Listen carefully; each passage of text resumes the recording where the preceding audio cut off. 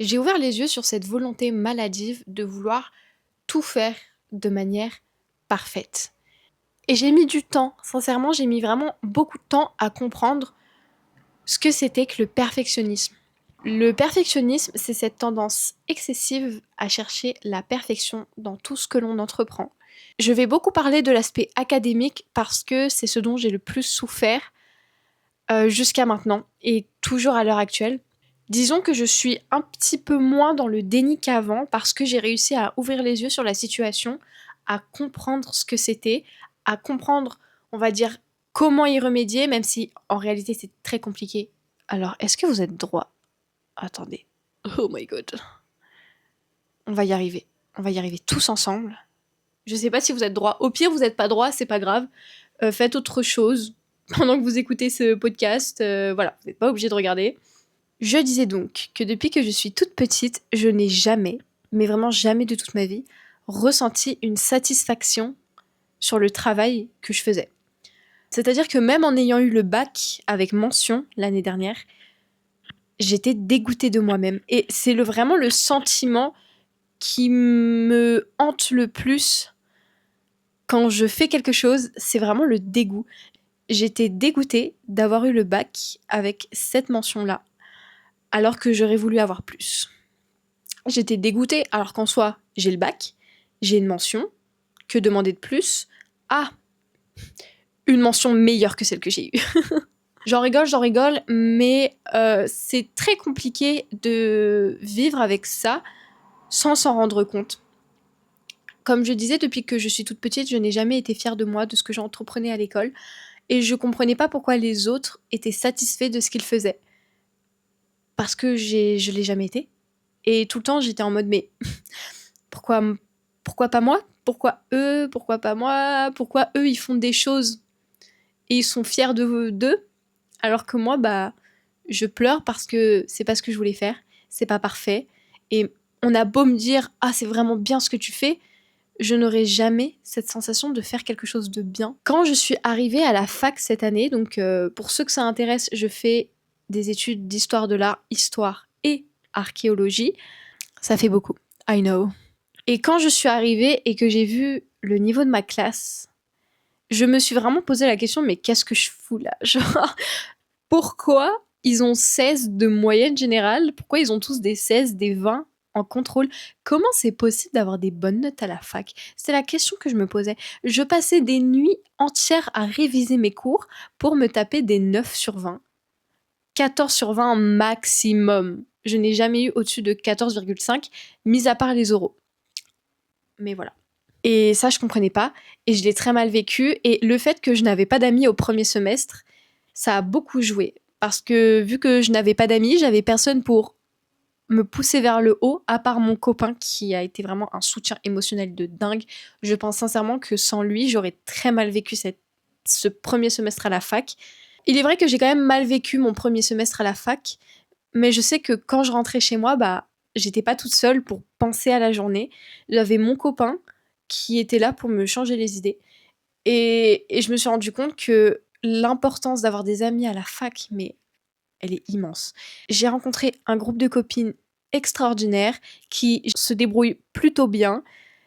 Et donc, elles sont là, elles m'aident. Enfin, franchement, j'ai vraiment eu de la chance ce second semestre. Et c'est justement à partir du second semestre où j'ai réalisé que j'avais un souci de perfectionnisme et que ça allait au-delà qu'un simple manque de confiance en moi. Parce que en soi, quand j'étais dans le déni, j'étais en mode mais qu'est-ce qui va pas chez moi?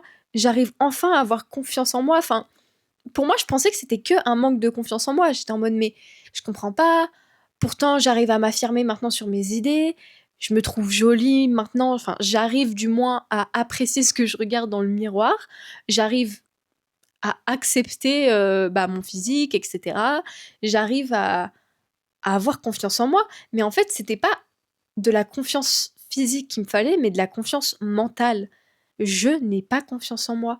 Et ça, c'est quelque chose que j'ai toujours entendu tout au long de ma vie. On m'a toujours dit, mais ça va pas là, t'as pas confiance en toi.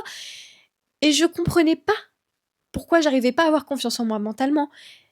Et puis j'ai réfléchi et je comprenais pas et en fait je me suis posé la question à force d'entendre des discours du type il faut que ce que tu fasses ce soit bien, il faut que ça ce soit parfait, non ça c'est pas bien, il faut que tu fasses mieux. En fait, j'ai eu une pression pendant très longtemps où fallait que je sois parfaite, où fallait que je sois la meilleure, fallait que je prouve aux gens que je savais faire ce qu'ils attendaient de moi. Et je m'en suis rendu compte, mais dites-vous, je m'en suis rendu compte que cette année, de mes hauts de 19 ans, je me suis rendu compte de ça que de cette année. Que du coup, toute cette pression scolaire que j'ai pu recevoir, bah, en fait, ça a fait que j'ai jamais pris confiance en moi parce que j'ai jamais eu le droit à l'erreur. Et elle est là la différence entre ceux qui réussissent et ceux qui, comme moi, ont l'impression d'être voués à l'échec. C'est parce que ceux qui réussissent, ils ont quelque chose, c'est la discipline. La discipline leur permet de s'y prendre à l'avance dès qu'il y a un, je ne sais pas moi, un examen, un contrôle, un oral ou que sais-je, une tâche à faire. Ils s'y prennent plus tôt. Ça veut dire qu'ils ont le temps de faire des erreurs, de comprendre leurs erreurs, d'améliorer et de faire un devoir où ils sont satisfaits parce qu'ils ont connu l'échec, parce qu'ils ont connu des versions brouillons, alors que quelqu'un de perfectionniste, déjà, ça, je vais en parler juste après, mais il y a la procrastination. On va se dire, bah non, on va le faire à la dernière minute. Au final, à la dernière minute, on n'a plus le temps de faire des erreurs, on n'a plus le temps de retravailler les erreurs. Donc, on fait à la foulée en espérant que ce soit parfait. Et dès qu'on a la note, le résultat, bah, on n'est pas satisfait du tout. Pour moi, le perfectionnisme et la procrastination, c'est exactement la même chose. On va repousser au lendemain. Et une fois devant, on est en mode And now? Now? Bah now, je sais pas moi. Now, qu'est-ce que je suis censée faire? Faire un devoir? Faire en sorte que ce soit parfait pour avoir une bonne note? Alors que ça fait 3 semaines que je suis au courant que j'ai ce devoir-là à rendre pour demain. Et donc qu'est-ce que je vais faire? Je vais passer toute la nuit à le faire. Je vais me taper 3 cafés plus 2 Red Bull dans la nuit. Yeah. Il est là le souci. Et j'ai eu du mal. Franchement, j'ai vraiment eu du mal. Et encore maintenant, parce que au début, quand j'ai commencé à ouvrir les yeux et à m'en rendre compte, je pensais que c'était seulement académique. Je tiens à préciser aussi que je n'ai jamais ressenti ce sentiment de jalousie envers quiconque qui réussissait et pas moi. J'ai une chance inouïe d'être entourée de copines qui réussissent, qui ont des bons résultats, qui sont, ma foi, assez intelligentes et surtout qui ont des capacités à apprendre parce que sincèrement, ça aussi, ça joue beaucoup. Mon cerveau a du mal à assimiler des nouvelles compétences et des choses. Il faut vraiment que je le travaille plusieurs fois, donc d'être constante et avoir de la discipline. J'ai pas de facilité. Donc du coup, j'ai une difficulté en plus. Alors que je suis entourée de copines qui ont quand même des capacités, des facilités, et je n'ai jamais ressenti ce sentiment de jalousie. Je tiens à préciser parce que on a déjà pu me dire « Ah, t'es jalouse ». Je suis pas jalouse du succès des autres. Je suis extrêmement heureuse et fière, mais ce que je me reproche, c'est de réussir à être fière pour ceux qui réussissent, mais de pas réussir à être fière pour moi. Et il est là le souci. C'est que je suis pas jalouse. Genre vraiment, je suis tellement heureuse pour toutes les personnes qui réussissent, mais qui soient proches de moi ou non. Genre même des inconnus que je vois sur internet qui réussissent leur vie, je suis en mode Oh, I'm so proud of her, him, they, them. I'm so proud. Mais pour moi, mais j'arrive pas. Et c'est pas de la jalousie, c'est juste que j'arrive pas à me sentir légitime de réussir quelque chose. Bref, je tenais à le préciser quand même, parce que on peut mélanger les choses et se dire mais c'est de la jalousie, but no. Et je me suis rendu compte récemment, enfin, je pensais que c'était que dans un contexte académique et scolaire, mais je fais ça aussi tous les jours de ma vie. Ça veut dire que quand je veux développer un nouvel hobby, par exemple, ok, je peins, je dessine depuis que je suis toute petite, donc je suis, on va dire, constante dans ce que je fais, mais à chaque fois que je fais un dessin, je suis pas satisfaite, j'arrache la page et je le jette. Là, vous me demandez des dessins que j'ai pu faire il y a genre 2 ans, je te dis bah non, j'ai tout jeté. Je jette tous mes dessins parce que je ne suis jamais satisfaite du résultat. Et au final, je ne garde pas mes anciens dessins, ça veut dire que je ne peux pas revoir mes erreurs pour les retravailler. Et du coup, j'arrive pas à progresser. Mais je suis pas satisfaite du niveau que j'ai et c'est un souci, c'est parce que je n'ai pas travaillé mes erreurs passées. C'est pareil avec tous les nouveaux hobbies qu'on veut commencer. Récemment, j'ai décidé d'apprendre à jouer aux échecs. Figurez-vous que j'ai un jeu d'échecs qui est magnifique en vert et tout, la classe, et je me suis dit, moi aussi j'ai envie d'être la smart girl qui joue aux échecs de temps en temps le dimanche après-midi, sur sa terrasse avec son petit café, avec ses petites lunettes et qui est en mode Hmm, I know what I'm gonna do. J'ai décidé d'apprendre à jouer aux échecs et j'aurais commencé à apprendre il y a quelques mois, j'aurais tout de suite abandonné en mode ah, j'y arrive pas, je suis nulle. Mais là, non. Là, ce qui a changé, c'est que je me suis rendu compte qu'il fallait faire des erreurs. Et je sais que là, je vais rejouer aux échecs parce que j'ai envie vraiment d'apprendre. C'est comme apprendre une langue. Et je pense que apprendre une nouvelle langue, c'est vraiment là où tu comprends le plus de choses sur ta personnalité.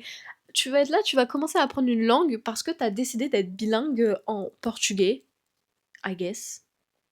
Je dis ça parce que j'apprends le portugais. Enfin bon, je donne des conseils, mais ça fait un mois que je n'ai pas révisé. Et après, je vais me plaindre, justement. Mais bref, tu veux apprendre une nouvelle langue.